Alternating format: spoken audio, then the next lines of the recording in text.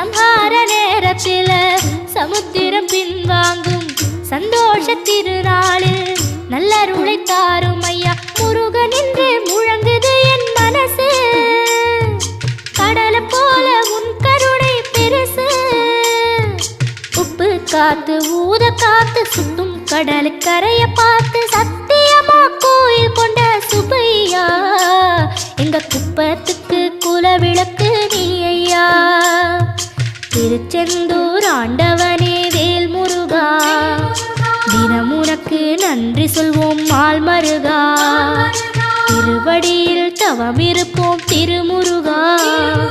தீர்ப்பெழுது நலமெனவே வடிவ